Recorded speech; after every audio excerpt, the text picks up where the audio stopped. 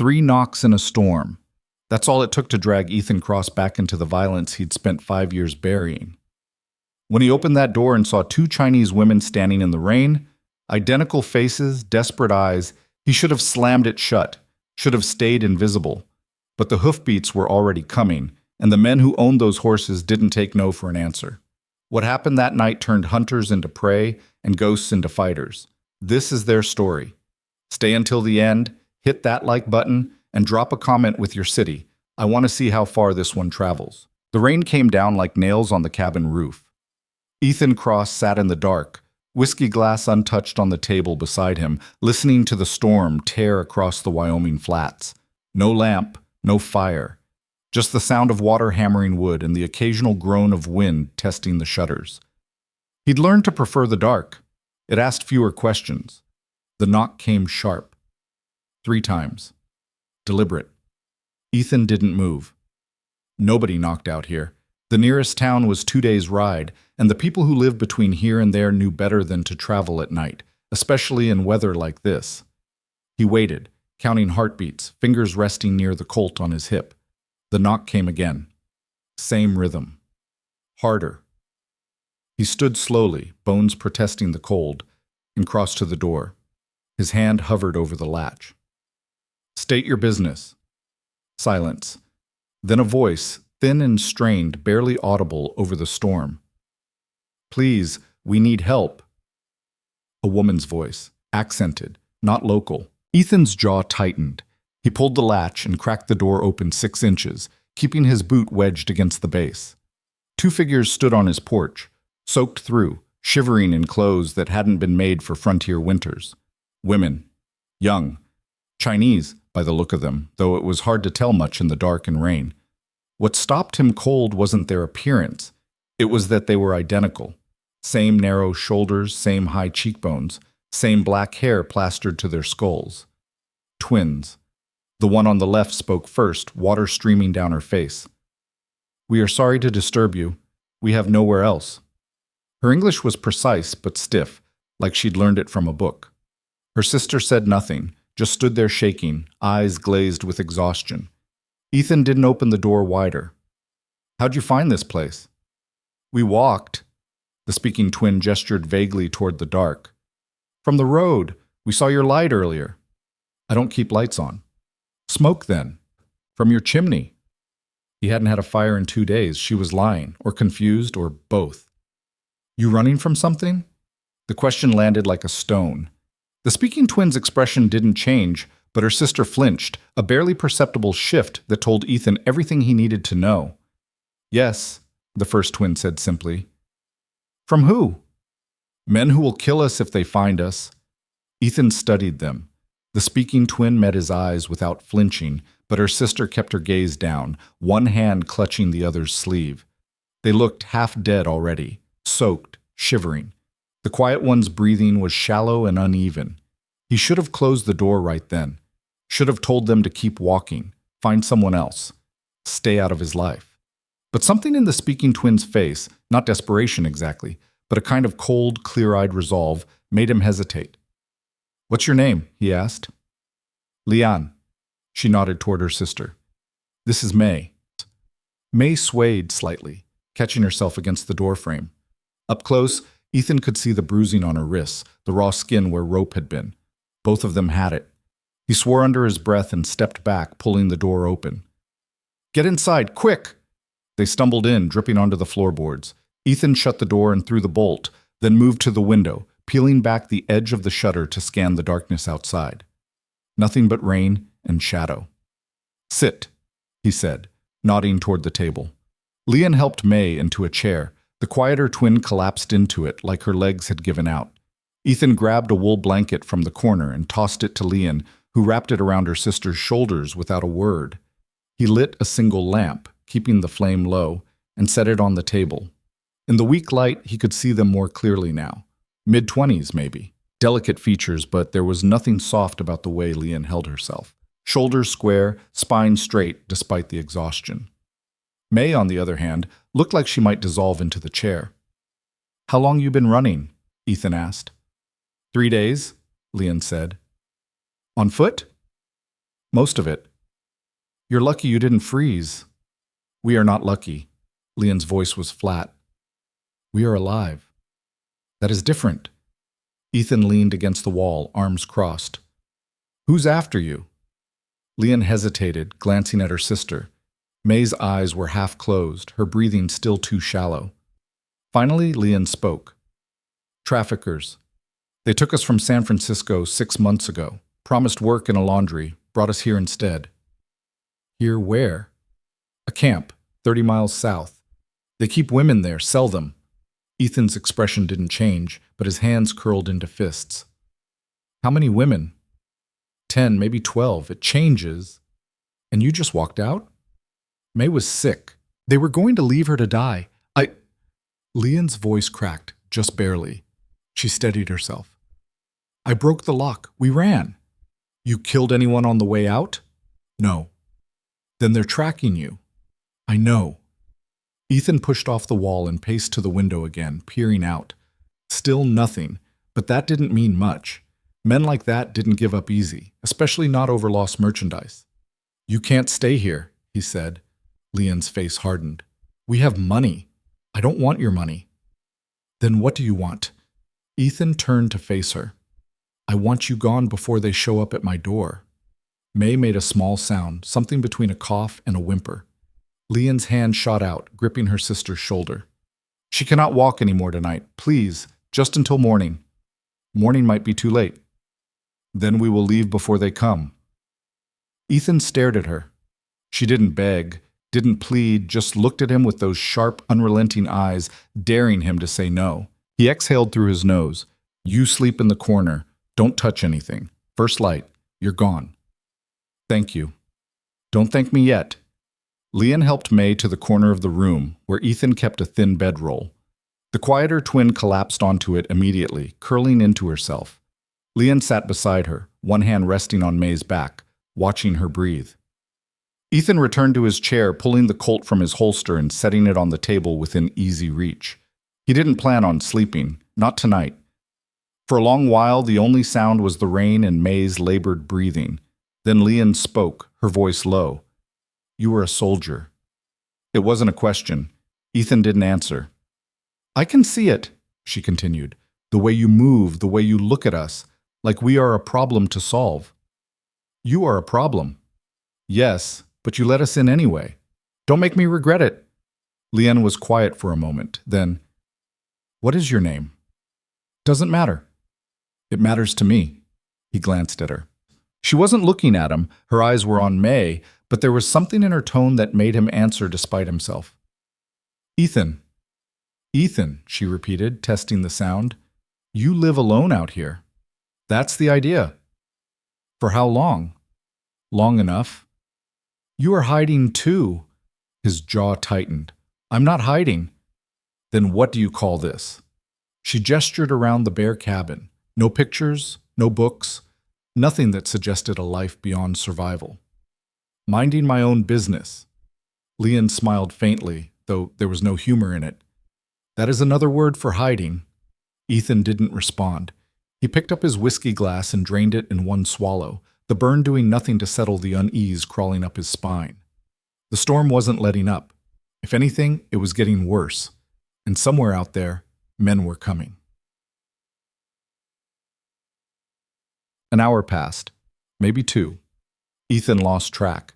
May had fallen into a fitful sleep, her breathing slightly steadier now, but still rough. Leon hadn't moved from her sister's side, though her eyes stayed open, alert. Then, faintly, beneath the roar of the rain, hoofbeats. Ethan was on his feet before the sound fully registered. He crossed to the window, easing the shutter open just enough to see out. Riders. At least 6, maybe more, moving slow through the mud and dark. They carried torches, the flames guttering in the wind but holding. Leading them was a man on a black horse, broad-shouldered and deliberate in his movements. Even from a distance, Ethan could see the rifle slung across his back. They're here, he said quietly. Leon was beside him in an instant, peering through the gap. Her face went pale. That is Blake. Who? Ronan Blake. He runs the camp. She stopped, swallowing hard. He does not forgive. Ethan moved fast. He grabbed Leanne by the arm and hauled her toward the corner. Wake your sister, now. Leanne knelt beside May, shaking her gently. May, wake up. May's eyes fluttered open, unfocused. What? No time, Ethan cut in. He crossed to the far side of the room and kicked aside a worn rug, revealing a loose section of floorboards. He pried them up, exposing a narrow crawl space beneath. Get in. Leanne stared at the hole. You want us to hide under your floor? Unless you got a better idea. May was struggling to sit up, still groggy. Leanne helped her to her feet and half carried her to the opening. It will be all right, she whispered, though her voice was shaking. Just stay quiet. May nodded weakly and lowered herself into the space, disappearing into the dark. Leanne followed, folding herself in beside her sister. Ethan replaced the boards and kicked the rug back into place, smoothing it with his boot. The hoofbeats were closer now. Voices, too, rough and sharp, cutting through the rain. Ethan returned to the table, sitting down and pouring himself another whiskey, like he had all the time in the world. He left the Colt where it was, visible but not threatening. A fist pounded on the door. Open up! Ethan took a slow sip, set the glass down, stood. He crossed to the door and opened it. 6 men stood on his porch, soaked and angry. The one in front was tall, with a broad jaw and eyes like flint. Ronan Blake. He looked Ethan up and down, then smiled, a cold, wolfish thing. Evening, Blake said. Hell of a night, isn't it? What do you want? Ethan's voice was flat. Lost some property. Thought maybe it wandered this way. I don't know what you're talking about. Blake's smile didn't falter. 2 Chinese girls. Twins. Real pretty. You see anything like that around here? No? You sure about that? I'm sure. Blake studied him, then gestured to his men. Check the cabin. Ethan didn't move. You got a warrant? Blake laughed. A warrant, out here. He stepped forward, forcing Ethan back. I don't need a warrant, friend. I just need what's mine. The men pushed past Ethan, spreading out through the small space. One kicked over the bedroll in the corner. Another rifled through the cupboards. A third stood by the table, eyeing the Colt. Blake walked slowly around the room, hands clasped behind his back, taking in every detail. You live alone out here? That's right. Must get lonely. I manage. Blake stopped in front of the rug, his boot resting on the edge. Ethan's pulse kicked up, but he kept his face blank. Funny thing, Blake said, not looking at him. We tracked them this far, clear as day, right up to your door. Then nothing, like they just vanished. Maybe they did. Blake glanced over his shoulder. You calling me a liar? I'm saying I haven't seen anyone. One of the men by the table spoke up. Boss, there's 2 wet spots by the door. Fresh. Blake's eyes flicked to the floor. Sure enough, puddles had formed where Leanne and May had stood. He looked back at Ethan, and his smile widened. Fresh, huh? Ethan didn't answer. Blake crouched down, running his fingers through one of the puddles. Still warm. He stood, wiping his hand on his coat. You know what I think? I think you're lying to me. Think what you want. Blake stepped closer, close enough that Ethan could smell the whiskey on his breath. I'm going to ask you one more time. Where are they? Ethan met his gaze. I told you, I haven't seen anyone. Blake stared at him for a long moment. Then he nodded slowly. All right. Have it your way. He turned toward the door, and then, from beneath the floorboards, came the sound. A cough. Faint. Muffled. But unmistakable. Blake stopped, his head tilted, listening. Then he looked down at the rug.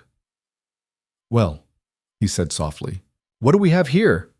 Ethan's hand twitched toward the Colt, but one of Blake's men was faster, leveling a rifle at his chest. Don't. Blake kicked the rug aside and knelt, prying up the floorboards. Leanne stared up at him, her face a mask of fury and fear. Beside her, May was bent double, coughing into her hand. There you are, Blake said, his voice almost gentle. He reached down and grabbed Leanne by the arm, hauling her out. She fought him, twisting and kicking, but he was too strong. May was pulled up next, barely able to stand. Blake shoved Leon toward one of his men, who grabbed her roughly. "Tie them up!" "No!" Leon lunged forward, but the man backhanded her across the face. She hit the floor hard, blood trickling from her lip. Ethan moved without thinking. He took one step toward Blake and felt the rifle barrel press into his ribs. "Easy," the man holding it said. Blake crouched beside Leon, grabbing her chin and forcing her to look at him. "You cost me 3 days and a lot of trouble, girl. That's going to come out of your hide." Leon spat blood at his feet. Blake laughed and stood, wiping his hand on his coat. "Get them on the horses. We're leaving." The men dragged Leanne and May toward the door. May could barely walk. One of them had to half carry her. Leanne struggled the whole way, her eyes locked on Ethan. Blake paused in the doorway, looking back. "You got lucky tonight, friend. I'm in a good mood. But if I find out you helped them, if I find out you knew where they were this whole time, I'll come back. And next time, I won't be so polite." He tipped his hat and stepped into the rain. Ethan stood there, the rifle still pressed against his ribs, listening to the sound of hoofbeats fading into the storm. The man with the rifle backed toward the door, keeping his weapon trained on Ethan. "Stay inside. Don't follow. You understand?" Ethan said nothing. The man hesitated, then turned and ran out into the rain, mounting his horse and galloping after the others. The door swung shut. Ethan crossed to the window and watched them go, the torches disappearing into the darkness. Leon was on one horse, May on another, both of them tied and slumped forward. He turned away, returning to the table. His hands were shaking. He poured another whiskey and drank it, then another. Then he saw it. On the floor, near where Leon had been dragged out, was a knife. Small. Simple. The kind a woman might hide in her boot. She'd left it there deliberately. Ethan picked it up, turning it over in his hands. The handle was worn smooth, the blade nicked from use. On the hilt, scratched in rough letters, was a single word. "Please." He stared at it for a long time. Then he set the knife on the table, pulled on his coat, and checked his Colt. He'd spent 5 years hiding from the violence, trying to forget, trying to be someone else. But some things, once started, don't let you go. Ethan Cross walked out into the storm. The rain hit harder the moment Ethan stepped off the porch. Cold enough to sting, heavy enough to blur the world into shapes and shadows. He moved quickly to the small lean-to behind the cabin where his horse stood sheltered, a gray mare named Ash who'd seen too many bad nights to spook easy. She huffed when he approached, ears flicking back. He ran a hand down her neck, speaking low. I know it's miserable. We're going anyway." He saddled her fast, fingers working by memory in the dark. The torches were already distant, fading south toward the foothills. Blake wasn't pushing hard, probably figured he had all the time in the world, probably figured nobody would be stupid enough to follow. Ethan swung into the saddle and kicked Ash forward into the storm.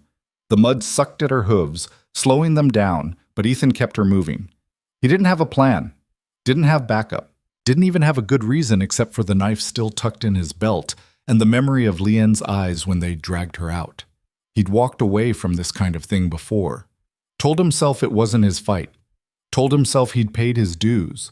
But that knife kept digging into his ribs with every step the horse took. The trail wasn't hard to follow. 6 horses left deep tracks even in the downpour, and Blake's crew wasn't trying to hide. They were heading south, just like Leon said, toward the camp. Ethan kept his distance, close enough to track the torches, but far enough back that the rain and dark would cover him. An hour passed. Maybe more. The storm showed no sign of breaking. Ethan's coat was soaked through, water running down his spine, but he barely felt it. His mind was working through possibilities, calculating odds, coming up short every time. 6 men. At least. Maybe more at the camp. He had a Colt with 6 rounds and a rifle strapped to his saddle with another dozen. Against those numbers, that wasn't strategy, it was suicide. But he kept riding. The torches stopped moving. Ethan reined Ash to a halt, squinting through the rain. The lights had clustered together maybe half a mile ahead, stationary now. He dismounted, tying the mare to a scraggly pine, and continued on foot, keeping low. The ground sloped downward into a shallow basin, and that's where Blake had made camp. Not the main camp, just a temporary stop.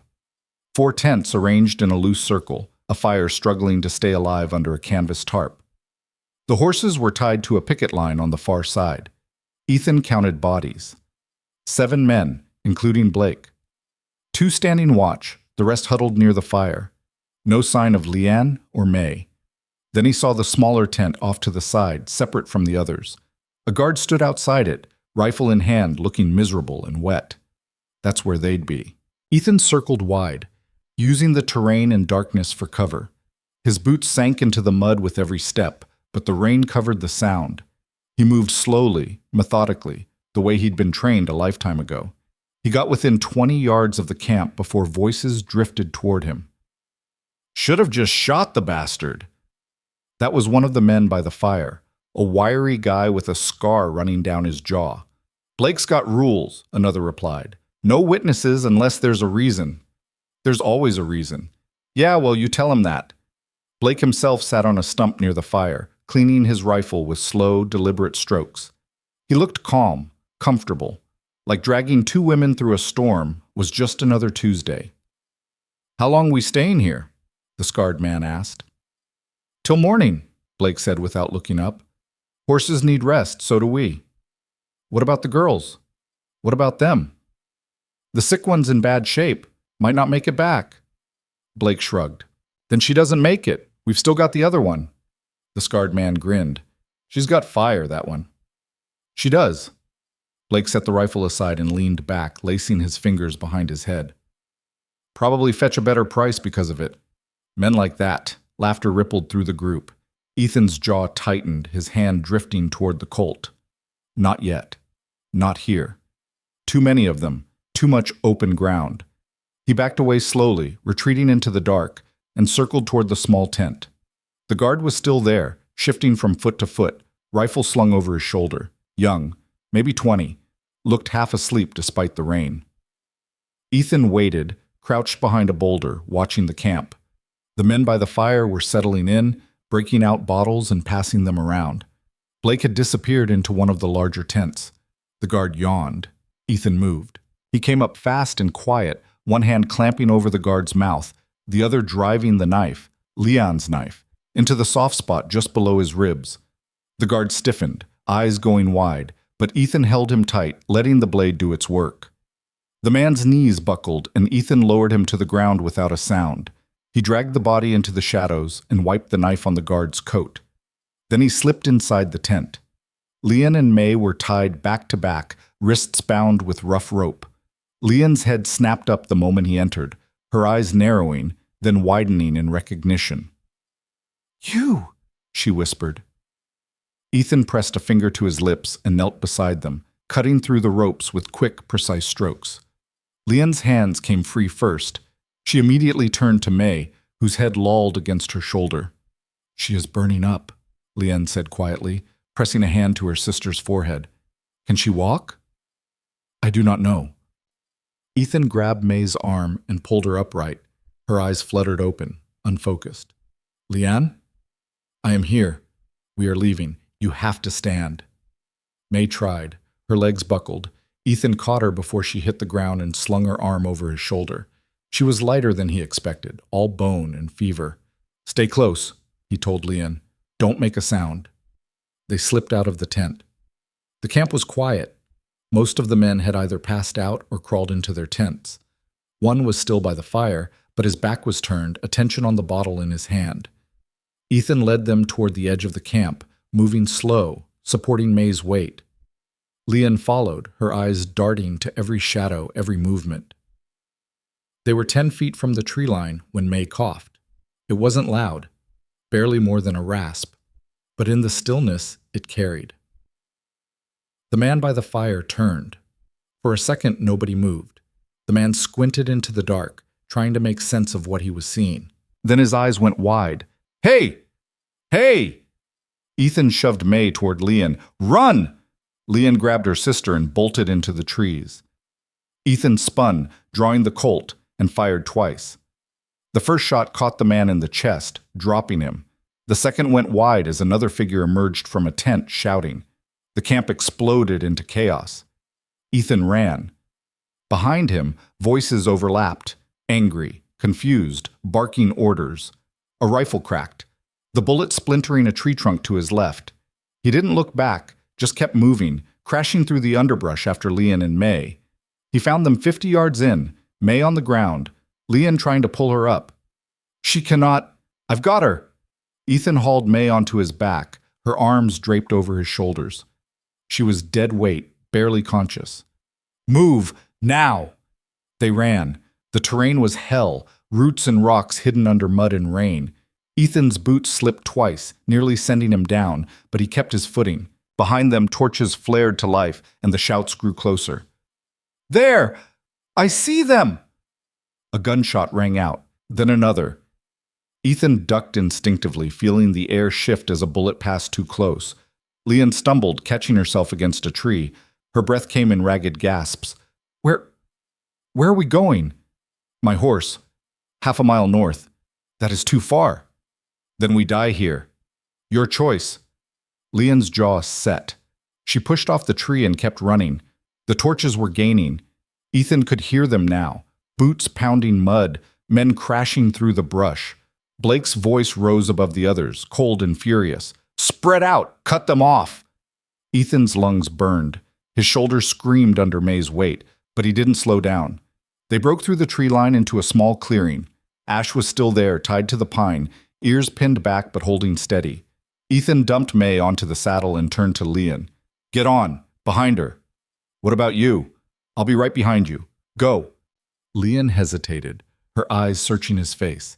Then she nodded and swung up behind her sister, wrapping her arms around May to keep her from sliding off. Ethan slapped Ash's rump. North, follow the ridge. The mare bolted. Ethan turned back toward the tree line, drawing his rifle. The torches were close now, maybe 100 yards. He could see shapes moving between the trees.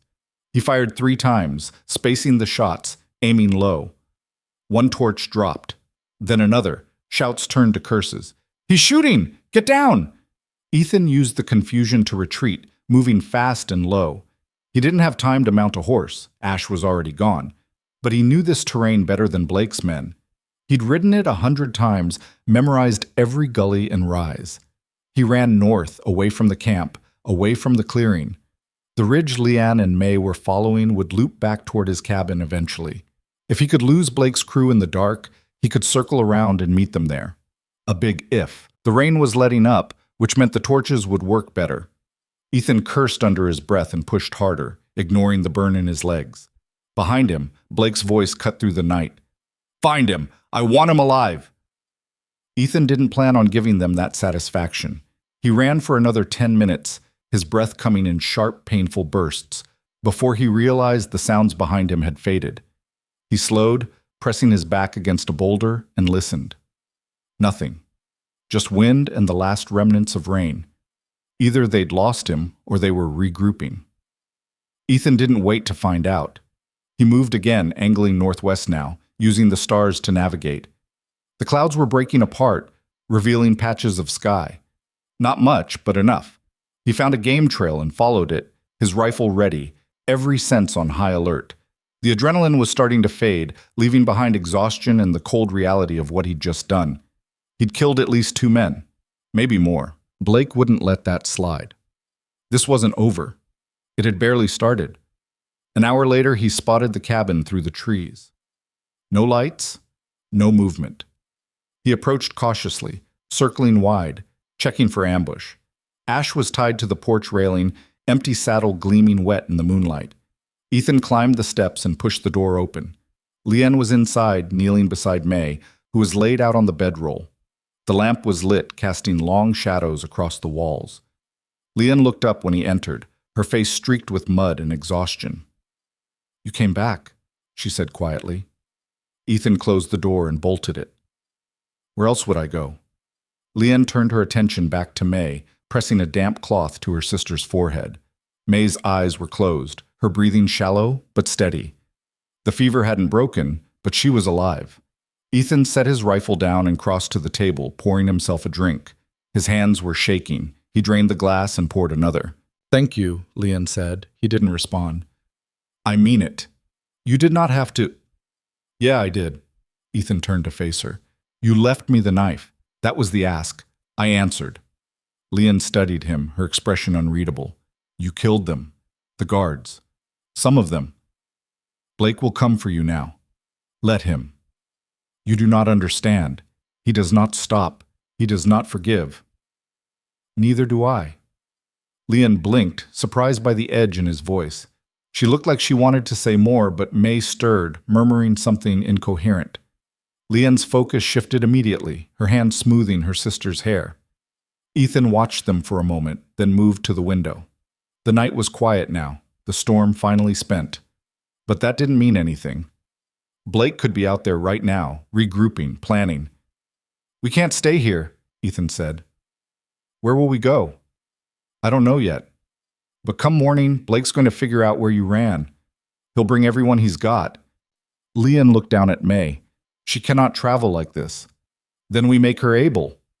How? Ethan crossed to a small chest in the corner and pulled out a battered medical kit. Mostly bandages and whiskey, but there were a few vials of medicine he'd traded for in town. He handed one to Leon. Fever reducer. Give her half now, the rest in 4 hours. Leon took it, her fingers brushing his. You have done this before. Helped people. Long time ago. In the war? Ethan didn't answer. He returned to the window, scanning the tree line. Leon opened the vial and carefully measured out the dose, tilting May's head back and coaxing her to swallow. May coughed, but the medicine went down. Leon set the vial aside and sat back, exhaling slowly. He will kill us, she said quietly. If he catches us again, he will make it slow. He won't catch you. You cannot promise that. No, but I can try. Leon looked at him, something shifting in her expression. Not gratitude, something harder. Respect, maybe. Or just recognition. Why are you doing this? She asked. Ethan was quiet for a long time. When he finally spoke, his voice was low. Because I got tired of doing nothing. Leon nodded slowly, like that made sense to her. Outside, the wind picked up, rattling the shutters.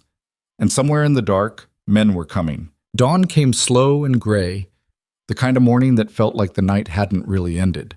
Ethan hadn't slept. He'd spent the hours pacing between the window and the door, watching the tree line, waiting for movement that never came.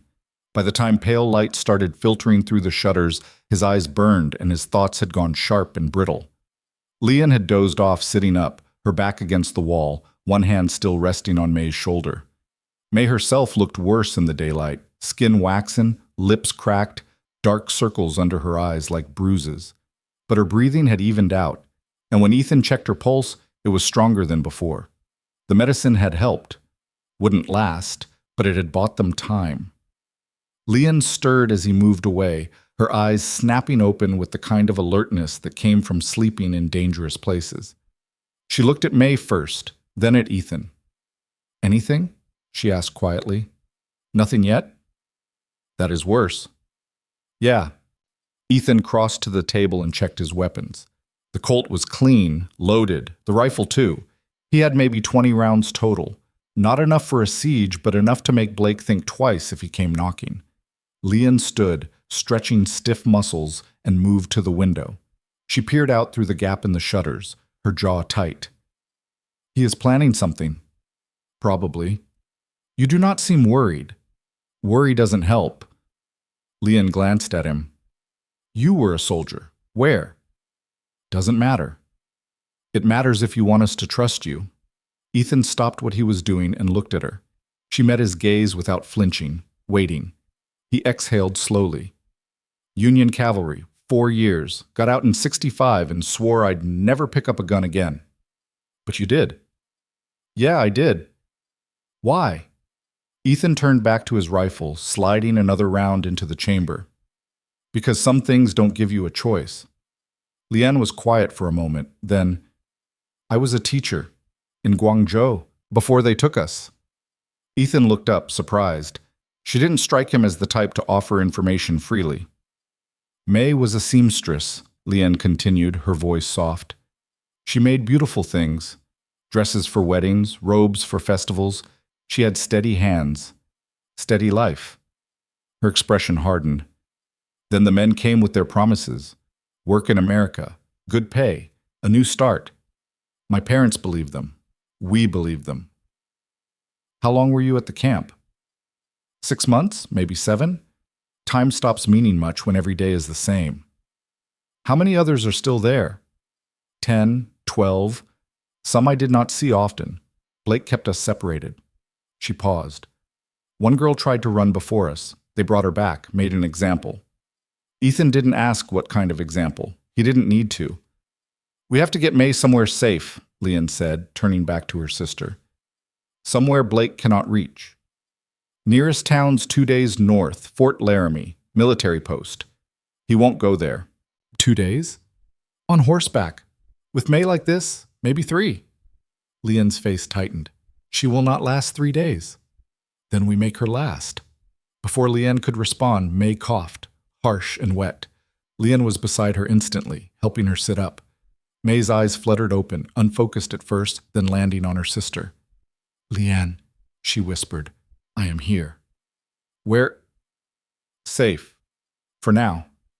Leanne pressed the damp cloth to May's forehead again. How do you feel? Cold. Ethan grabbed the blanket from his bed and brought it over.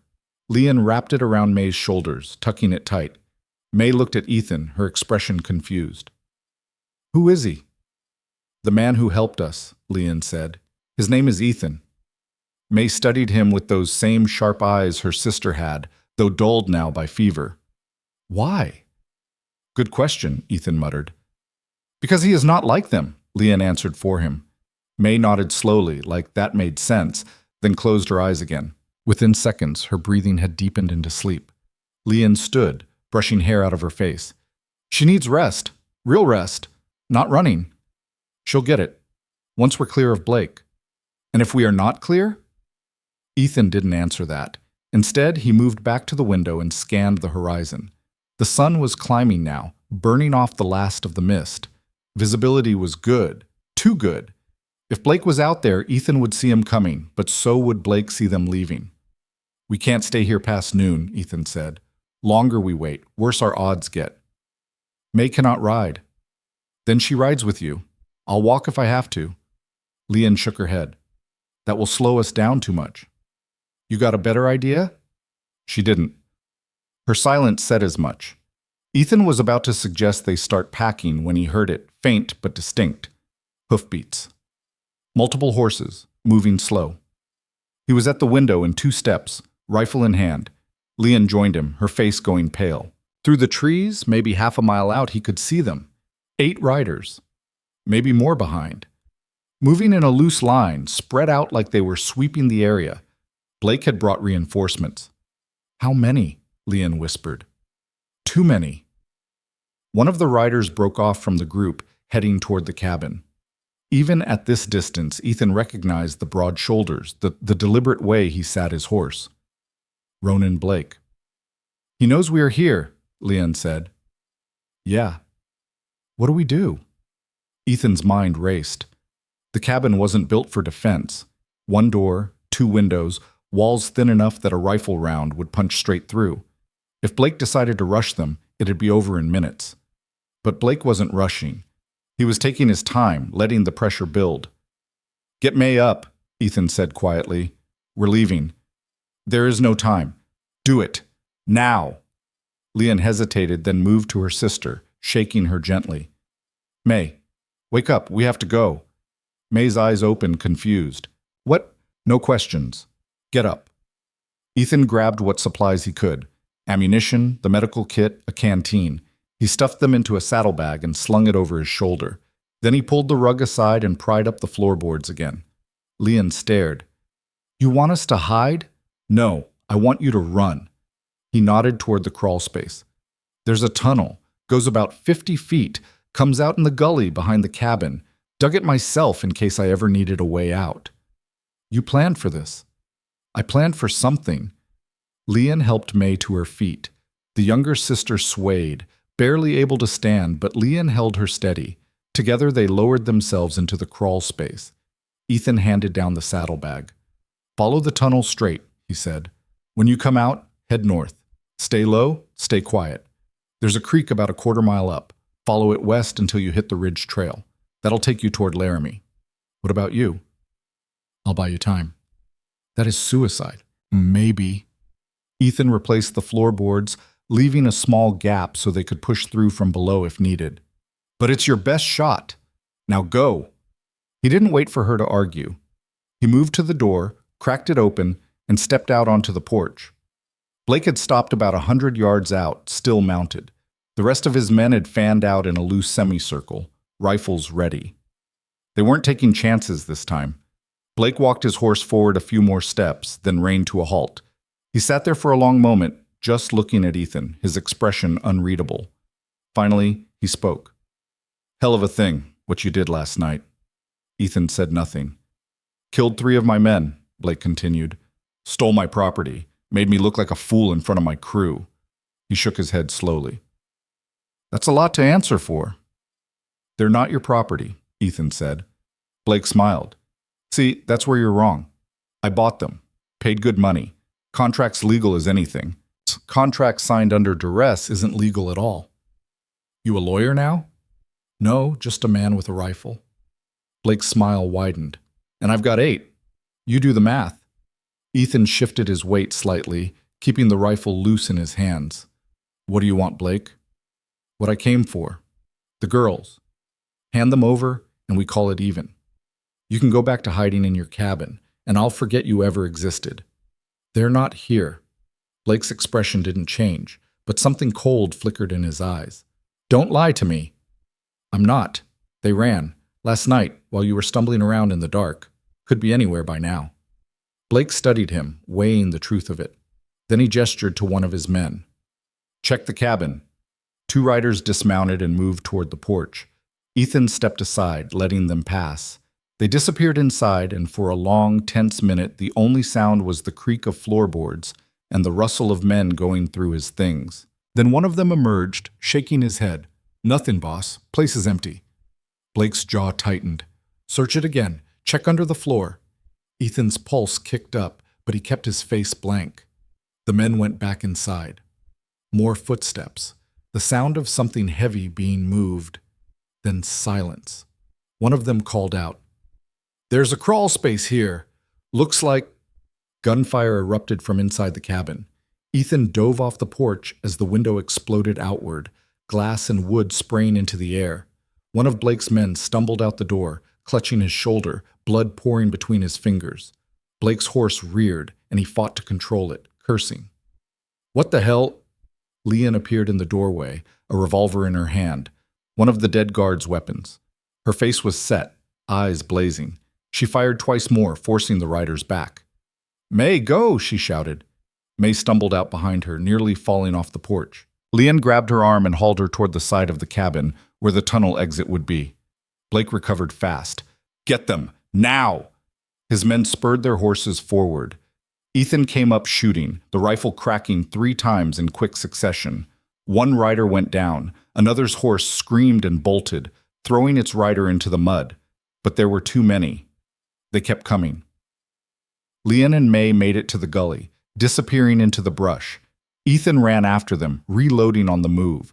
Bullets tore through the air around him, splintering trees and kicking up dirt.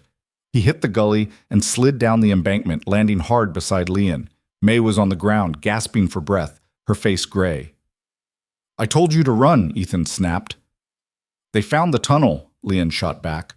"What was I supposed to do? Not shoot them?" "It worked, did it not?"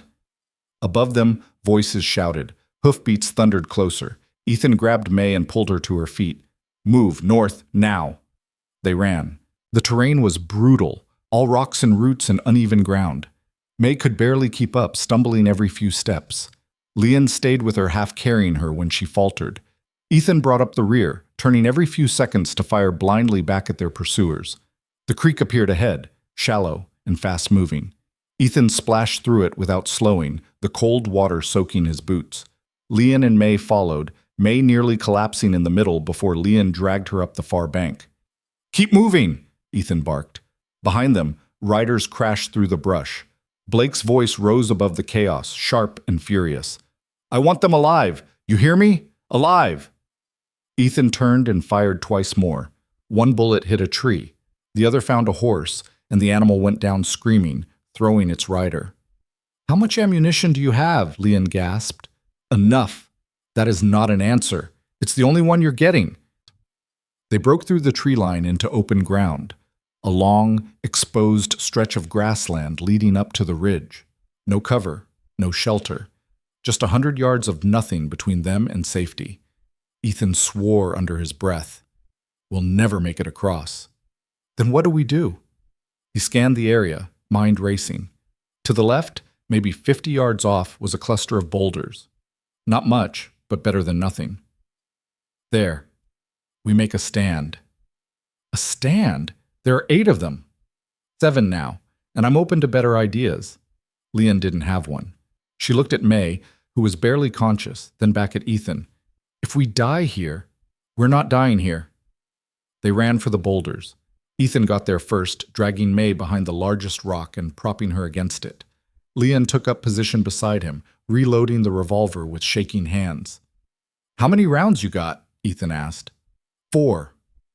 Make them count. The riders appeared at the tree line, slowing when they saw the open ground. Blake was in front, his face twisted with rage.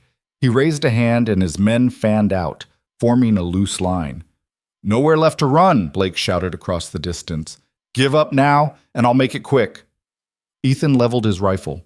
Come and get us. Blake's expression darkened. He lowered his hand. The riders charged. Ethan fired. The first shot took down the lead horse. The second caught a rider in the leg, sending him tumbling. Beside him, Leanne fired twice, missing both times but forcing the riders to scatter. They kept coming. Ethan worked the bolt, fired again. Another rider down, but the rest were close now, too close. He could see their faces, hear them shouting. Leanne's revolver clicked empty. She threw it aside and grabbed a rock, her face set with grim determination. This was it. The end of the line. Then May moved. She'd been so still, so quiet, that Ethan had almost forgotten she was there. But now she pushed herself upright, swaying but standing, and her hand went to her boot. She pulled out a small knife, twin to the one Leanne had left Ethan, and stepped forward. May, no! Leanne screamed. But May wasn't listening. She moved with a strange, feverish clarity, her eyes locked on the nearest rider. He was dismounting, rifle in hand, not even looking at her. She lunged. The knife went into his side just below the ribs, and he went down hard, choking on his own blood. May stumbled back, the knife still in her hand, her chest heaving. The other riders froze, shocked. In that heartbeat of hesitation, Ethan fired 3 times. 2 riders fell. The third turned and ran. Blake roared in fury and spurred his horse forward, pulling a pistol. He aimed at May. Leanne threw herself in front of her sister just as the gun went off. The bullet caught Leanne in the shoulder, spinning her around. She hit the ground hard, gasping. Ethan didn't think. He just moved. He dropped the rifle, drew the Colt, and fired once. The bullet took Blake in the chest. Blake's horse reared. He clutched at the wound, eyes wide with shock, and then he slid out of the saddle and hit the ground. The remaining riders turned and fled. Ethan lowered the Colt, his hand shaking. The silence that followed was deafening. May collapsed beside Leanne, tears streaming down her face. Leanne? Leanne, please. Leanne coughed, blood on her lips, but she was alive. I am fine. I am fine. Ethan knelt beside them, pulling Leanne's coat aside to check the wound. The bullet had gone clean through, missing anything vital, but she was losing blood fast. We need to stop the bleeding, he said, pulling off his shirt and pressing it against the wound. Leanne hissed in pain but didn't pull away. May looked at Blake's body, her face pale. Is he? Yeah. Good. Ethan glanced at her, surprised by the venom in her voice. But then he saw the knife still in her hand, slick with blood, and he understood. She wasn't a victim anymore. None of them were. The silence after gunfire always felt wrong. Too empty. Too final. Ethan kept pressure on Leanne's shoulder, watching the blood seep through his makeshift bandage. Her face had gone pale, lips pressed tight against the pain, but her eyes were still sharp, still aware. How bad? She asked through gritted teeth. Bad enough, but you'll live. You are lying. Maybe. But you're still breathing, so let's focus on that. May was shaking beside them, the knife still clutched in her hand. She stared at it like she didn't recognize it, like someone else had put it there. Blood dripped from the blade onto the dirt. May, Leanne said softly. Put it down. May didn't move. May, look at me. Slowly, May's eyes lifted. They were glassy, unfocused. Shock, probably. Or the fever. Or both. "You did what you had to do," Leon said. "Now put the knife down."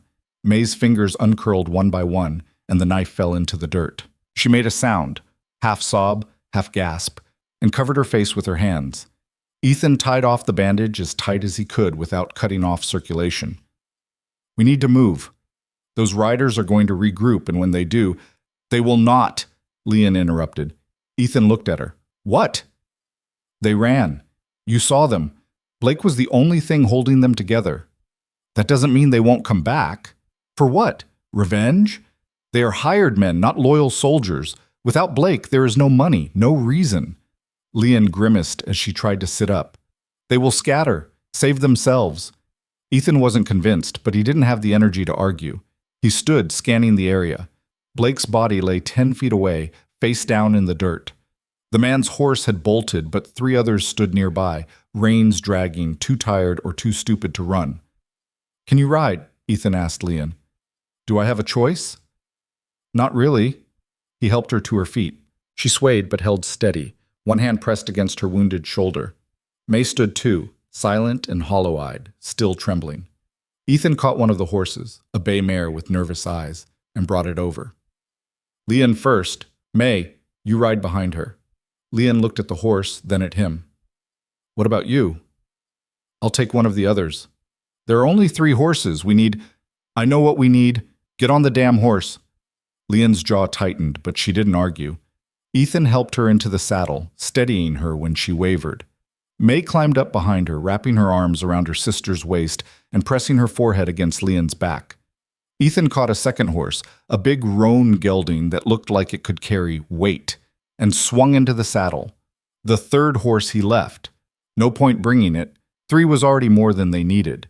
He turned the roan north toward the ridge. "Stay close. We stopped for nothing." Leon nodded, and they started moving. The ride was slow and brutal. Every step the horses took seemed to jar Leon's shoulder, and Ethan could see her biting back pain with every jolt. May clung to her sister like she was drowning, eyes closed, face buried in Leon's coat. They followed the creek west like Ethan had planned, the water cutting through the landscape in a jagged line. The ridge trail appeared after an hour, narrow and steep, winding up through pine and scrub. Ethan had ridden it a dozen times, always alone, always at his own pace. Now, with 2 wounded women and the memory of gunfire still ringing in his ears, it felt like climbing a mountain. The sun was high when they crested the ridge. Below them, the land spread out in rolling waves of brown and green, endless and indifferent. Somewhere beyond the horizon was Fort Laramie. 2 days' ride. Maybe less if they pushed. Ethan reined his horse to a stop and looked back. No movement, no dust clouds, no riders. Leon pulled up beside him, her face drawn. "Satisfied?" "For now." "Good, because I need to get off this horse before I fall off." They found a sheltered spot in a grove of pines, far enough off the trail that they wouldn't be visible from below. Ethan helped Leon down first, catching her when her legs buckled. She leaned against him for a moment, breathing hard, then pulled away and lowered herself onto a flat rock. May slid off the horse and collapsed onto the ground, curling into herself. She hadn't spoken since the fight, hadn't even looked at anyone.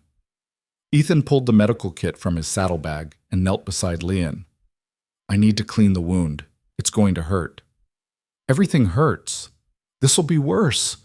Leon nodded and pulled her coat off, then her shirt, wincing with every movement. The bullet hole was clean, in through the front of her shoulder, out through the back, but the edges were already turning red and angry. Ethan poured whiskey over the wound. Leon hissed, her hand shooting out to grip his arm, nails digging into his skin. He didn't pull away, just kept working, packing the wound with clean cloth and wrapping it tight. "You have done this before," Leon said, her voice strained. "Yeah." "How many times?" "Too many." She studied his face. "You were a medic?" "No. Just a soldier who didn't die." Leon's grip on his arm loosened, but she didn't let go. "Thank you." "Don't thank me yet. We're still a long way from safe." "Safe?" Leon laughed, a bitter sound. "I do not think I remember what that feels like." Ethan finished wrapping the bandage and sat back. You will. Leanne met his eyes, searching for something. Reassurance, maybe, or just proof he wasn't lying. Whatever she found, it seemed to settle her. She nodded and pulled her shirt back on, moving carefully. Ethan turned his attention to May, who was still curled on the ground, shaking. He knelt beside her, keeping his voice low. May, you with me? She didn't respond. May, I need you to drink something. Can you do that? Still nothing. Leanne moved beside him, wincing at the effort. She touched her sister's shoulder gently. May, please. May's eyes opened, red-rimmed and distant. She looked at Leanne like she wasn't sure she was real.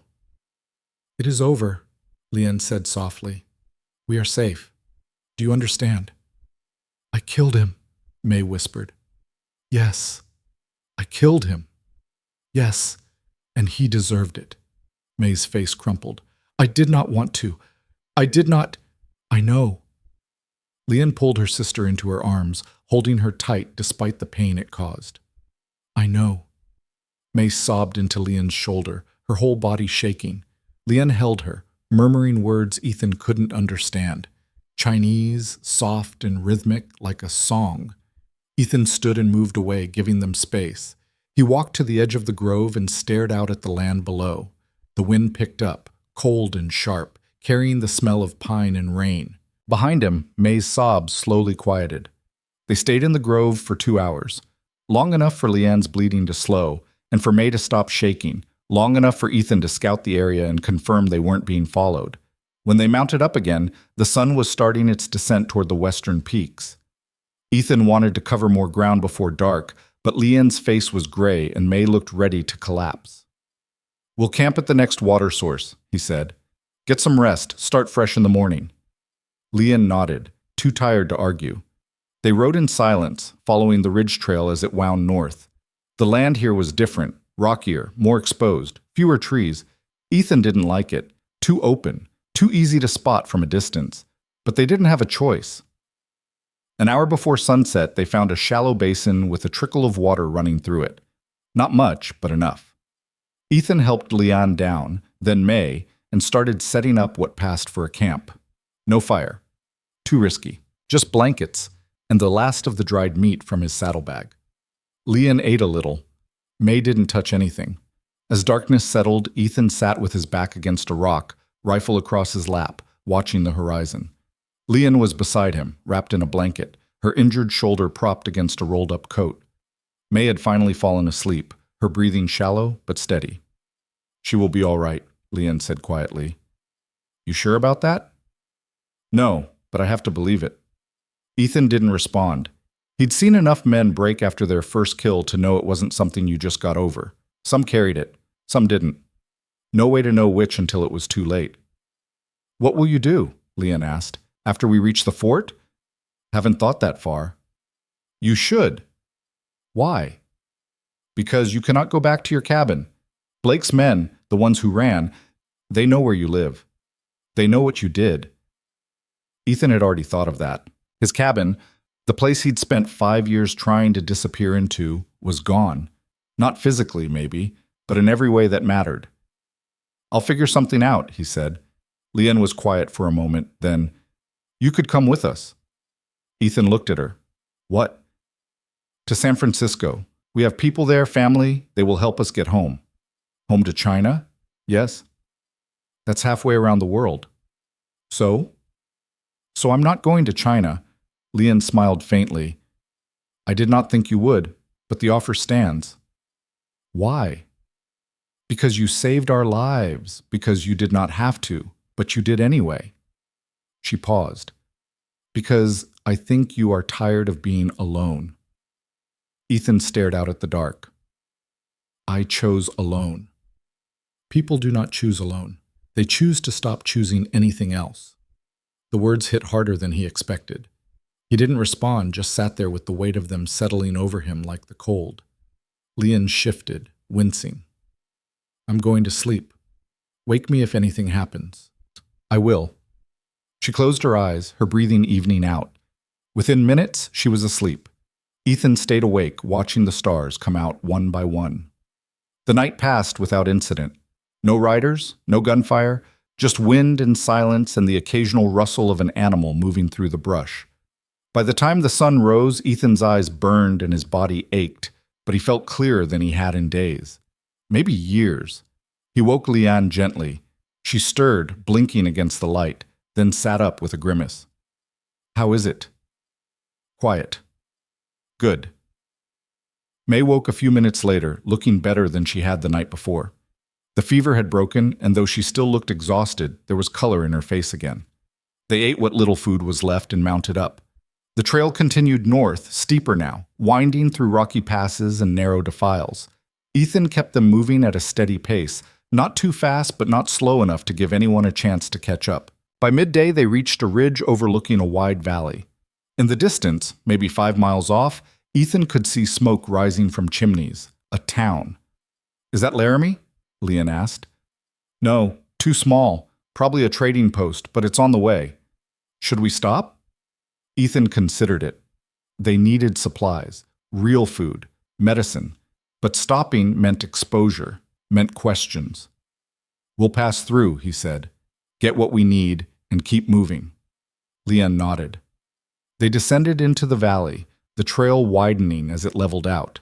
The town, if you could call it that, was a scattered collection of buildings clustered around a single dirt road. A general store, a stable, a saloon, maybe 20 people total, most of them looking like they'd rather be anywhere else. Ethan tied his horse to the rail outside the general store and helped Leanne down.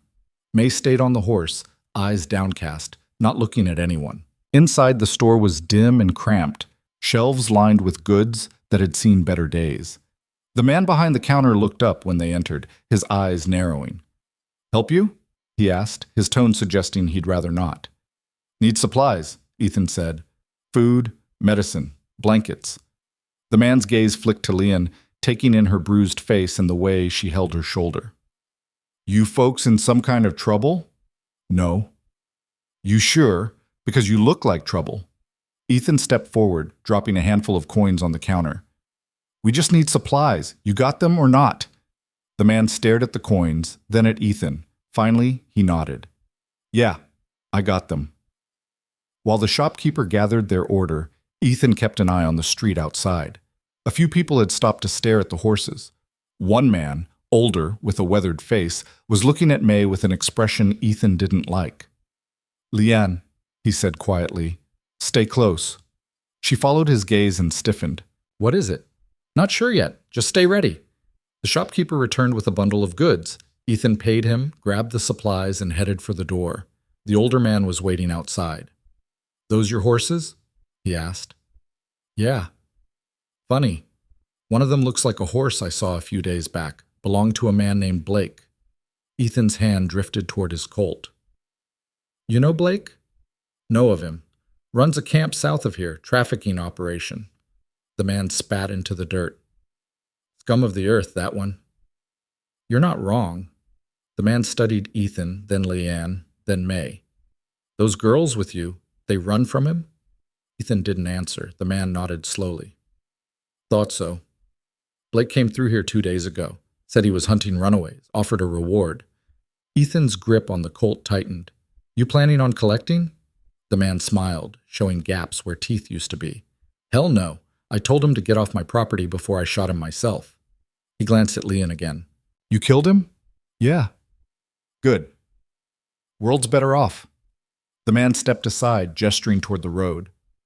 "You folks best keep moving. Blake had partners. They find out what happened. They'll come looking." "Already figured that out." "Then you know you don't have much time." The man tipped his hat. "Good luck." Ethan nodded and led Leanne back to the horses. They mounted up and rode out of town without looking back. 2 days later, Fort Laramie appeared on the horizon. It wasn't much to look at. A cluster of wooden buildings surrounded by a low wall with a few scattered tents outside. But to Ethan, it looked like salvation. They rode through the gates without incident. A guard stopped them, asked their business, but Ethan's military background smoothed things over. Within an hour, they had a place to stay, a small room in the civilian quarters, and Lan's wound was being tended to by the fort surgeon. May sat in the corner of the room, staring at nothing. Lynn sat beside her, holding her hand. Ethan stood by the window, watching the activity outside. Soldiers drilling, wagons being loaded, life continuing like nothing had happened. "What now?" Leon asked. Ethan turned. "Now we rest, figure out the next step." "And Blake's partners?" "If they're smart, they'll stay away from a military fort." "And if they are not smart?" Ethan smiled grimly. "Then they'll regret it." Leon smiled back, just a little. "You are a good man, Ethan Cross. Don't spread that around." "I mean it." Ethan looked at her, bruised, wounded, exhausted, but unbroken. Her sister beside her, alive despite everything. "You're both fighters," he said. "That's what got you through. We could not have done it without you." "Maybe, but you're the one still standing." Leon held his gaze, and for a moment something passed between them. Understanding, maybe. Or just mutual recognition of what they'd survived. Outside, the sun was setting, painting the sky in shades of red and gold. For the first time in days, Ethan allowed himself to believe they might actually make it. 3 days at Fort Laramie, and Ethan still couldn't shake the feeling that the other boot was about to drop. He spent most of his time near the window of their quarters, watching the gate, waiting for riders who never came. Leon's shoulder was healing. The surgeon had done good work, changed the dressing twice a day, kept infection at bay. May was stronger too, eating regular meals, sleeping through the nights without waking up screaming. But the quiet was worse than the chase had been. At least when they were running, Ethan knew what to expect. On the 4th morning, a lieutenant found him near the stables. Young guy, maybe 25, with sharp eyes and a serious expression. "You Ethan Cross?" "Yeah. Colonel wants to see you. Now." Ethan followed him across the parade ground to the command building. Inside, past 2 guards and down a narrow hallway, was an office that smelled like tobacco and old paper. The colonel sat behind a desk covered in maps and reports, a gray-haired man with the kind of face that had seen too much and stopped caring about most of it. "Sit," the colonel said without looking up. Ethan sat. The colonel finished whatever he was reading, set it aside, and finally looked at Ethan. "You know why you're here?" "No idea." "Don't lie to me, son. I've been doing this too long." Ethan said nothing. The colonel leaned back in his chair. "Had some visitors yesterday. 3 men. Said they were looking for a man matching your description. Said he'd stolen property and killed their employer." Ethan's jaw tightened. "What'd you tell them?" "Told them to get off my post before I had them arrested for trespassing." The colonel pulled out a cigar, lit it, and took a long drag. "But they'll be back. Men like that always come back." "I didn't steal anything." "I know. I talked to the girls, heard their story." The colonel tapped ash into a tray. "Trafficking. Nasty business. Happens more than it should out here. Laws too thin, territories too big, and men like Blake slip through the cracks." "Blake's dead." "So I heard. Can't say I'm sorry about that." The colonel studied Ethan through a haze of smoke. But his operation wasn't just him. He had partners, money men, and they're not going to let this go. "What do you want me to do about it?" "I want you to understand your position. You're safe here as long as you're on my post. But the moment you leave, you're on your own. And those men, they'll be waiting." Ethan met his gaze. "I've dealt with worse." "I'm sure you have. Cavalry, right? I can always tell." The colonel set his cigar down. "Here's what's going to happen. I'm sending a patrol south tomorrow. 20 men. They're going to pay a visit to Blake's camp, shut it down, bring back anyone who's still there. The girls you're traveling with, they'll testify when the time comes. That'll give us leverage to go after the money men. And me? You stay here, keep your head down. When the dust settles, you're free to go wherever you want." Ethan shook his head.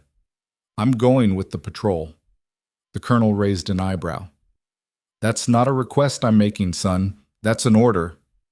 I'm not one of your soldiers." "No, but you're on my post, which means you play by my rules."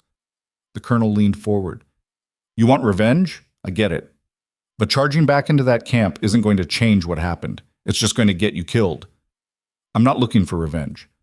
I'm looking to finish this." The colonel studied him for a long moment. Then he sighed and picked up his cigar again.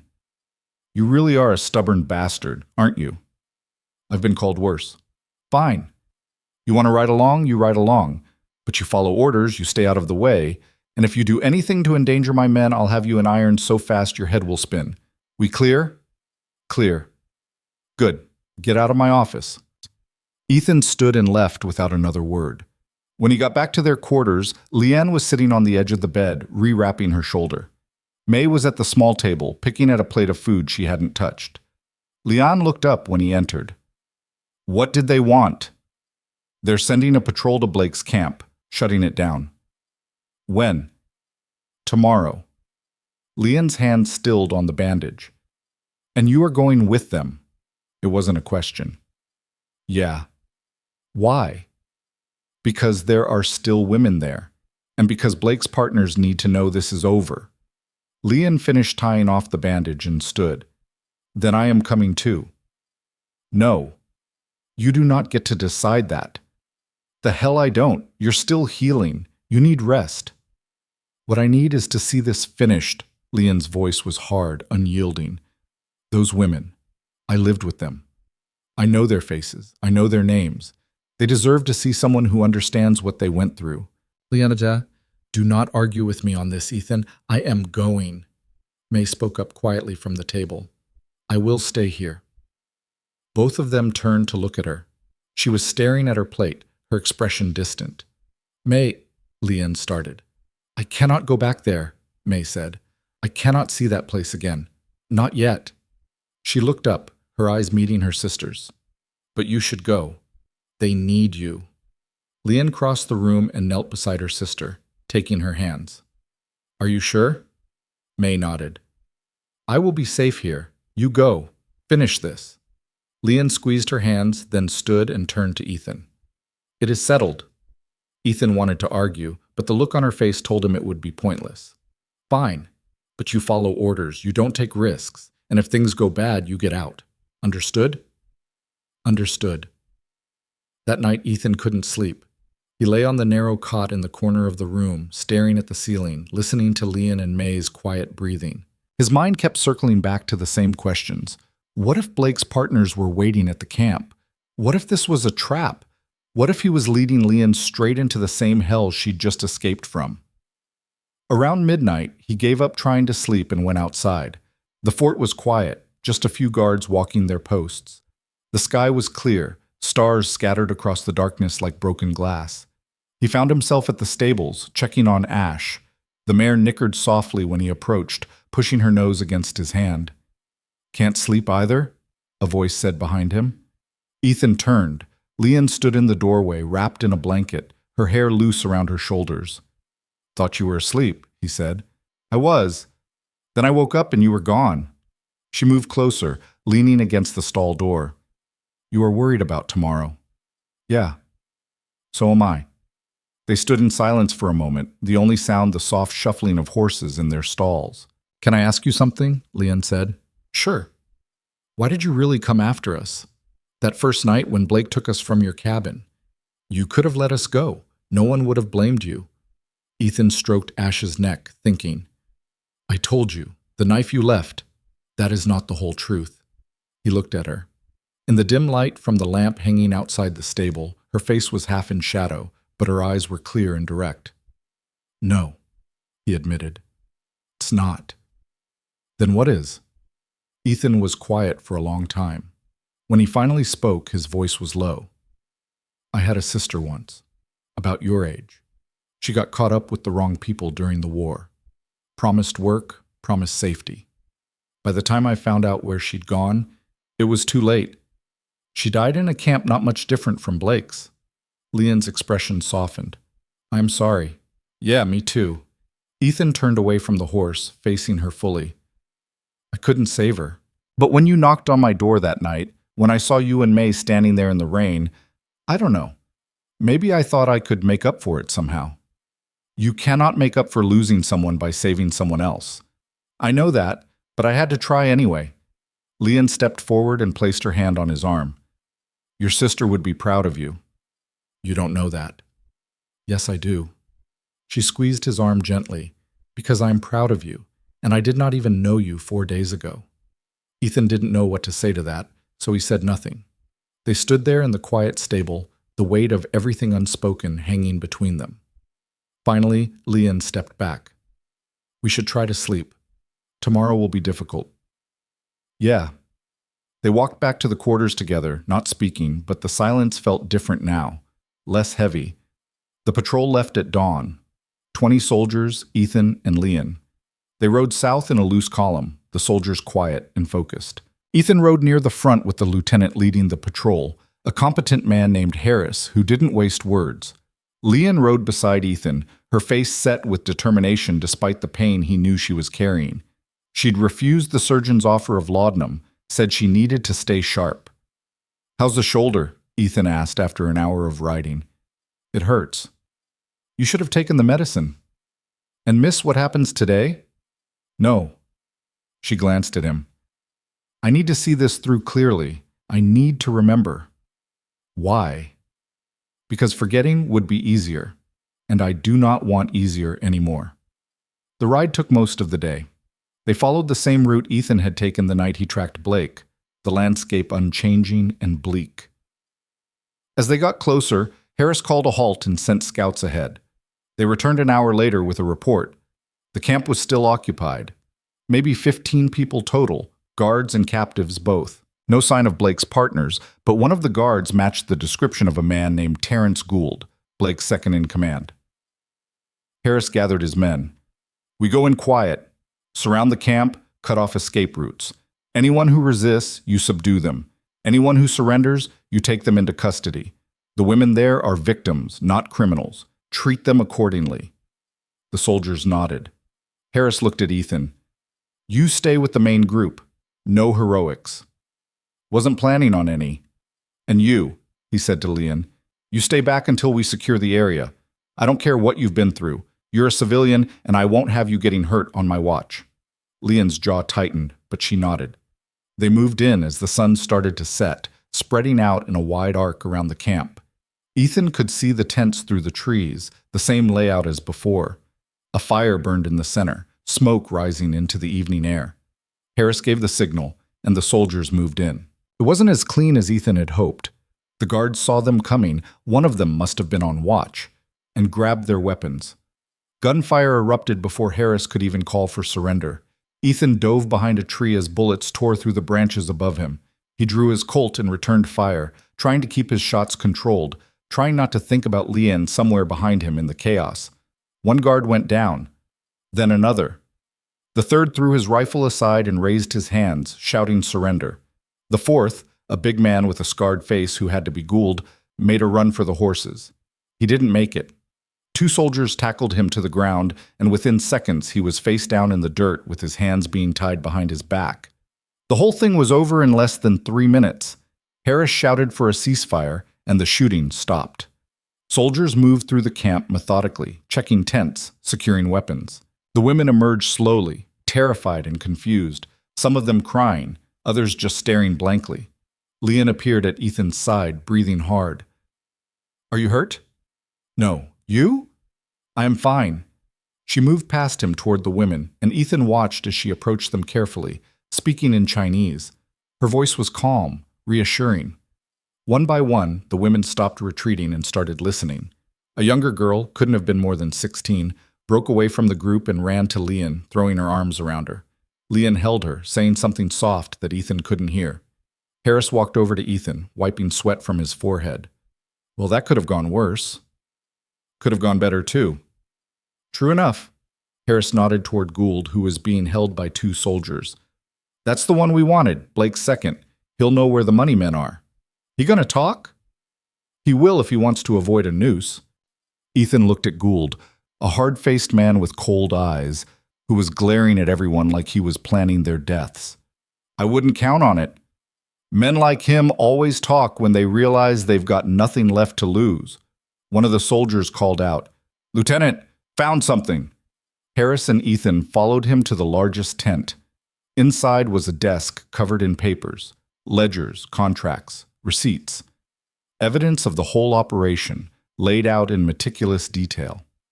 Harris picked up one of the ledgers and flipped through it, his expression darkening with each page. Names, dates, transactions, payments. He looked up. This is everything. Every woman they took, every buyer, every payment. With this and the women's testimony, we can dismantle the entire network. Blake kept all this? Arrogant bastard probably thought he was untouchable out here. Harris closed the ledger and tucked it under his arm. We'll take all of it back. Build an ironclad case. Ethan felt something shift in his chest. Not quite relief, but close. This was it. The end. They gathered everyone, the 10 women, the 4 surviving guards, all the evidence, and prepared to move out.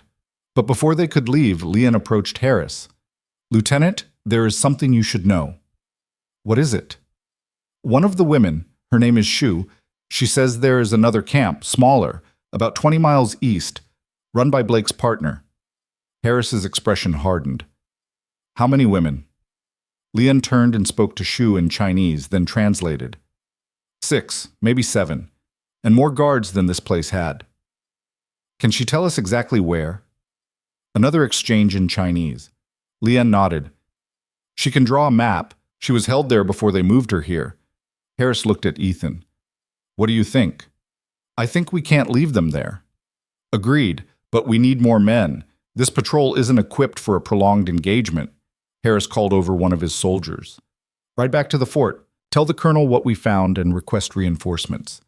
20 more men, supplies for a week. We're not leaving until every one of these camps is ash. The soldier saluted and rode off at a gallop. Harris turned to the rest of his men. We make camp here tonight, post double guards. At first light, we burn this place to the ground and move on to the next one. That night, the camp was tense. The soldiers set up a perimeter, the guards were kept tied and under watch, and the women huddled together near the fire, wrapped in blankets the soldiers had shared. Lion sat with them, translating questions from Harris and the other soldiers, explaining what would happen next. Ethan could see the exhaustion in her face, the way she held her injured shoulder, but she didn't stop, didn't rest. Around midnight, when most of the women had finally fallen asleep, Leon came and sat beside Ethan on the edge of the camp. You should sleep, he said. So should you. Someone needs to keep watch. The soldiers are keeping watch. You are just avoiding rest. Ethan smiled faintly. You got me figured out, don't you? I am starting to. Leon pulled the blanket tighter around her shoulders. Shu told me something tonight about the other camp. What about it? Blake's partner. His name is Vincent Caro. He is worse than Blake. More brutal. More careful. She paused. Shu says he kills anyone who tries to escape. Does not bring them back. Just kills them and leaves their bodies as warnings. Ethan's hands curled into fists. How many has he killed? She does not know. 3 that she saw, maybe more. We'll stop him. Will we? Leon looked at him, her eyes searching. What if he runs when he hears Blake is dead?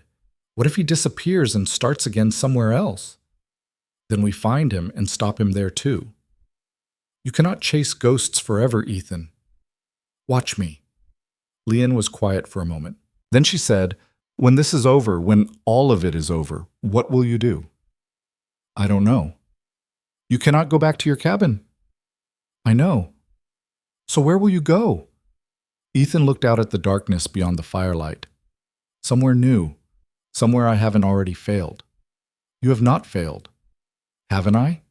I spent 5 years hiding, 5 years doing nothing while people like Blake operated 20 miles from my door. You did not know. I should have. Leon reached over and took his hand. You saved us. You saved those women in there. That is not failure. That is the opposite of failure. Ethan wanted to believe her. Part of him did. But the other part, the part that had been carrying his sister's death for 15 years, couldn't quite let go. Get some sleep, Leon, he said quietly. Tomorrow's going to be hard. She squeezed his hand once more, then stood and walked back to the women by the fire. Ethan sat alone, watching the flames burn down to embers, and wondered if he'd ever stop running from himself. The reinforcements arrived 2 days later, 20 fresh soldiers and a supply wagon. Harris wasted no time organizing the combined force. 40 men total, enough to handle whatever Caro had waiting. Shu drew them a map marking the location of the second camp with a shaking hand. Harris studied it, comparing it to his own maps of the territory, then plotted their route. 2 days' ride, he announced. We move fast, hit them before they know we're coming. Before they left, they burned Blake's camp. Ethan stood and watched the flames consume the tents, the smell of burning canvas sharp in his nose. The women watched too, some with satisfaction, others with something that looked like grief.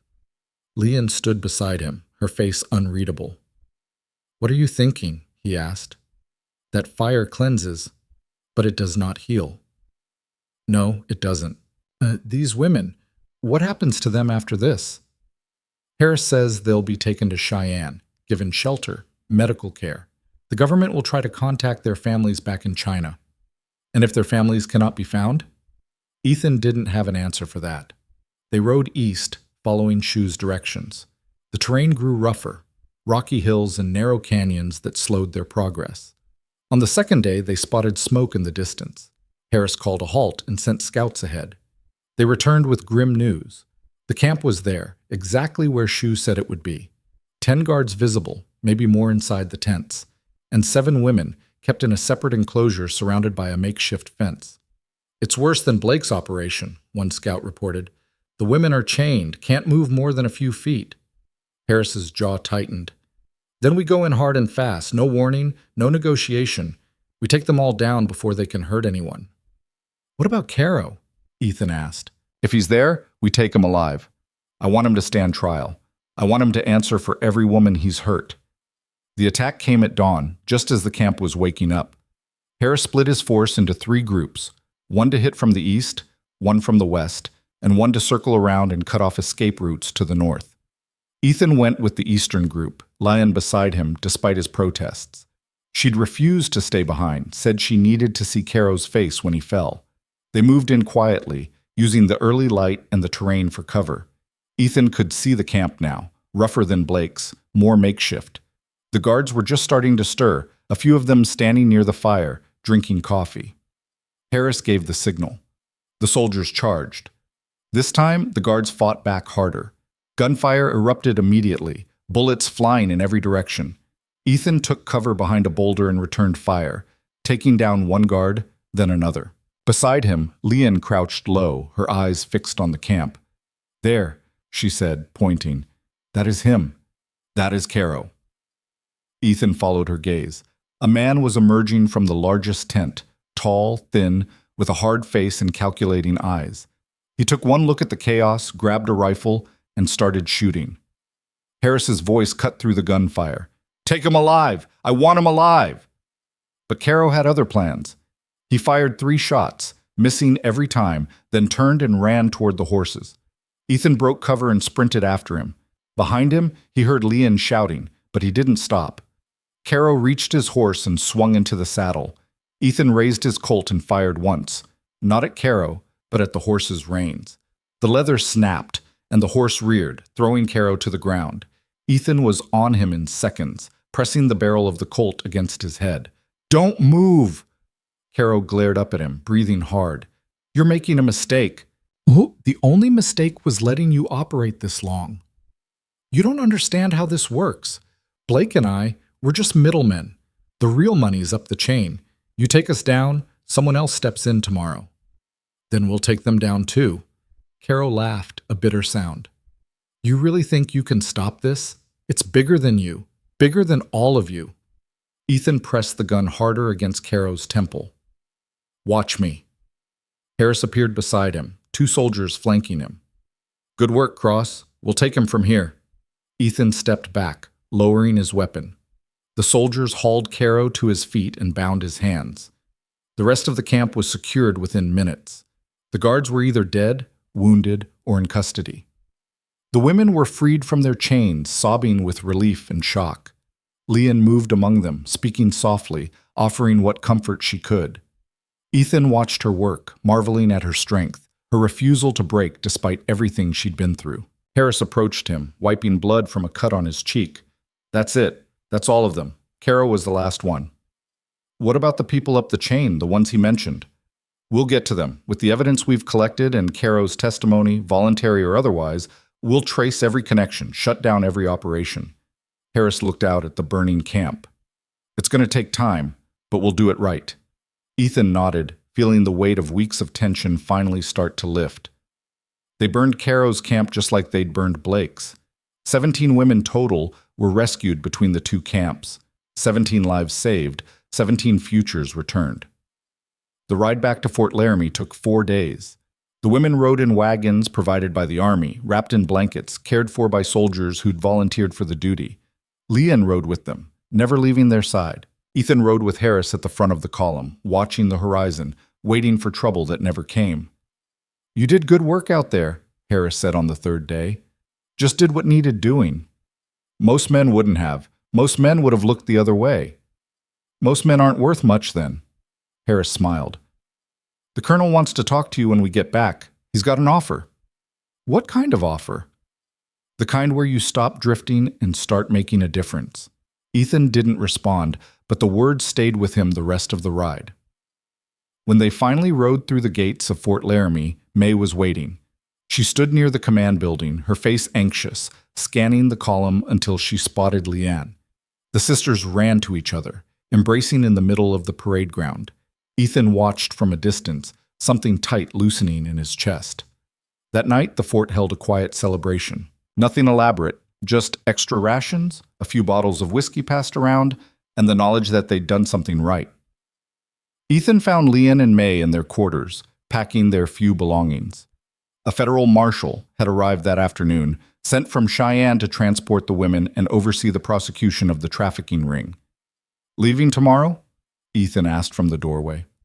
Leanne looked up. "Yes, the marshal says there is a ship leaving San Francisco in 2 weeks. If we hurry, we can make it." "Back to China?" "Back home." She smiled, but there was sadness in it. "Or what is left of it." May spoke up quietly. "Will you come visit us, someday?" Ethan smiled. "That's a long way to travel." "But not impossible." "No, not impossible." Leanne set down the shirt she'd been folding and crossed to him. "The marshal told us what you did. At Caro's camp. How you stopped him from escaping. Harris and his men did most of the work." "That is not what they said. They said you ran into gunfire to stop a man from getting away. That you risked your life for women you had never met." "It was the right thing to do." "Yes, it was." Leanne reached up and touched his face gently. "You are a good man, Ethan Cross. I hope someday you will believe that." Ethan didn't know what to say, so he just stood there, letting her hand rest against his cheek for a moment before she pulled away. The next morning, the marshal's wagon was loaded and ready. 17 women climbed aboard, wrapped in new coats and carrying small bundles of supplies. Leanne and May were the last aboard. The colonel stood beside Ethan, watching the preparations. "They're survivors, those two." "Yeah. You could go with them, you know. Nothing's stopping you." "I know. But you're not going to." "No." The colonel pulled out a folded paper from his coat and handed it to Ethan. "Then you should read this." Ethan unfolded it. It was a commission, an official appointment as a civilian scout for the U.S. Army, assigned to the Wyoming Territory with a mandate to investigate and shut down trafficking operations. "You're offering me a job? I'm offering you a purpose. Take it or don't. But if you take it, you report to me, you follow orders, and you do it right." Ethan stared at the paper. A job. A purpose. A reason to keep moving forward instead of just drifting. "I'll think about it," he said. The colonel smiled. "You do that?" Leanne appeared at Ethan's side, May just behind her. The wagon was ready to leave. "This is it," Leanne said quietly. "Yeah. Thank you. For everything." "You already thanked me." "Then I will thank you again." She paused, then added, "You gave us a choice when everyone else took our choices away. That is the greatest gift anyone could give." May stepped forward and hugged Ethan quickly, awkwardly. "Goodbye, Ethan." "Goodbye, May. Take care of your sister." "I will." Leanne hugged him too, holding on a little longer. When she pulled back, her eyes were bright with unshed tears. "Do not disappear back into that cabin. Promise me." "I promise." "Good." She smiled through the tears. Maybe I will see you again someday. Maybe you will. She climbed into the wagon. May settled beside her. The marshal cracked the reins and the wagon rolled forward. Ethan stood in the middle of the parade ground watching it go. The colonel stood beside him, smoking his morning cigar. "So," the colonel said, "what's it going to be?" Ethan looked down at the commission in his hand, then back at the wagon disappearing through the gate. "I'll take it," he said. The colonel grinned. "Good man. Report to my office at 0800 tomorrow. We've got work to do." Ethan folded the commission and tucked it into his coat. For the first time in 5 years, he felt like he was moving towards something instead of away from it. 3 months later, Ethan sat in a cheap hotel room in Cheyenne, reading a letter that had been forwarded from Fort Laramie. It was from Leanne. "Dear Ethan, we are home." The journey was long and difficult, but we made it. Our family welcomed us back with tears and questions we are still learning how to answer. May is healing, slowly. Some days are better than others, but she smiles now. That is something.